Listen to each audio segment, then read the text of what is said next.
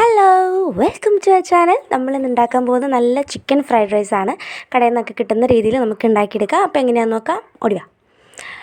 നമുക്കതിന് ആദ്യം വേണ്ടത് ബസ്മതി റൈസാണ്. അത് നമ്മൾ എടുത്തിട്ട് നല്ലപോലെ ഒന്ന് കഴുകിയിട്ട് നമുക്കത് ഏകദേശം ഒരു അരമണിക്കൂർ സമയം, ഒരുപാടൊന്നും വെക്കണ്ട, അരമണിക്കൂർ നമ്മളിതൊന്ന് വെള്ളത്തിൽ കുതിരാനായിട്ട് നമുക്ക് മാറ്റി വെക്കാം. ഇനി നമുക്ക് വേണ്ടത് ഈ സ്പൈസസ് ഒക്കെയാണ്.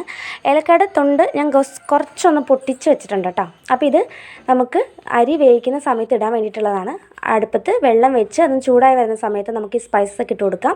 പിന്നെ കുറച്ച് സൺഫ്ലവർ ഓയിലും ആവശ്യത്തിനുള്ള ഉപ്പും ഇട്ട് വെള്ളം നല്ലപോലെ തിളയ്ക്കുന്ന സമയത്ത് നമ്മൾ അരിയിട്ട് ഒരു 70-80% വേവിൽ നമുക്ക് ഊറ്റി മാറ്റി വേറെ റെഡിയാക്കി വെക്കണം. ഇനി നമുക്ക് ഒരു പാൻ എടുത്ത് വെക്കാം. കുറച്ച് സൺഫ്ലവർ ഓയിൽ ഒഴിച്ച് കൊടുക്കാം.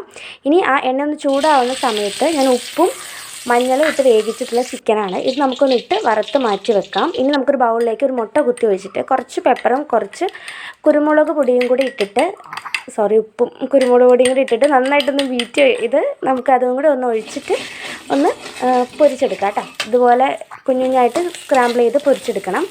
ഇനി നമുക്ക് വേണ്ടത് കുറച്ച് വെജിറ്റബിൾസാണ്. അവിടെ ക്യാപ്സിക്കം, ക്യാരറ്റ്, ക്യാബേജ്, അതേപോലെ തന്നെ സവോള, കുറച്ച് വെളുത്തുള്ളി, ഇത്രയാണ് നമ്മൾ എടുത്തിട്ടുള്ളത്. ഇനി വെജിറ്റബിൾസൊക്കെ ഒന്ന് ഇതുപോലെ കുഞ്ഞുഞ്ഞായിട്ട് കട്ട് ചെയ്ത് ഞാനിവിടെ എടുത്ത് വെച്ചിട്ടുണ്ട്. ഇനി സെയിം പാനിലേക്ക് ആദ്യം കുറച്ച് വെളുത്തുള്ളി കുഞ്ഞുഞ്ഞായിട്ട് അരിഞ്ഞിട്ടത് ഞാൻ ചേർത്തിട്ടുണ്ട്. ഇനി അതൊന്ന് വാടി വരുന്ന സമയത്ത് സവോള നമുക്ക് ചേർത്ത് കൊടുക്കാം.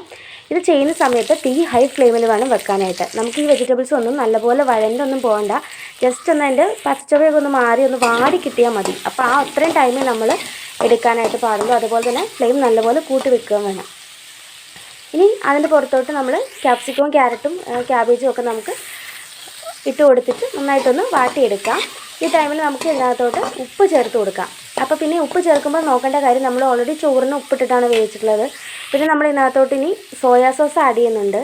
അപ്പോൾ സോയാ സോസിന് ഓൾറെഡി ഉപ്പുണ്ട്. അപ്പോൾ അതൊക്കെ നോക്കിയിട്ട് വേണം നിങ്ങൾ ഉപ്പിട്ട് കൊടുക്കാനായിട്ട് വെജിറ്റബിൾസിന് കേട്ടോ. ഇനി ഉപ്പിട്ട് കൊടുത്തിട്ട് നന്നായിട്ടൊന്ന് ഇളക്കുക.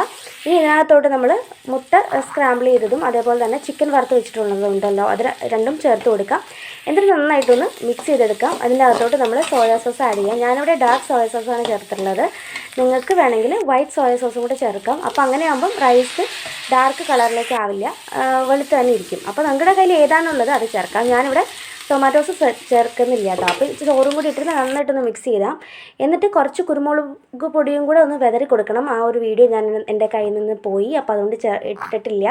നന്നായിട്ടൊന്ന് മിക്സ് ചെയ്താൽ നമ്മുടെ ഫ്രൈഡ് റൈസ് റെഡി ആയിട്ടുണ്ട്. അടിപൊളി ടേസ്റ്റാണ്. എല്ലാവരും ട്രൈ ചെയ്ത് നോക്കിയിട്ട് നിങ്ങളുടെ ഫീഡ്ബാക്ക്സ് കമൻറ്റ് ബോക്സിൽ അറിയിക്കണം. അപ്പോൾ സബ്സ്ക്രൈബ് ചെയ്യാനൊന്നും മറക്കരുത്. മറ്റൊരു വീഡിയോ ആയിട്ട് വീണ്ടും കാണാം. അതുവരെ ബൈ.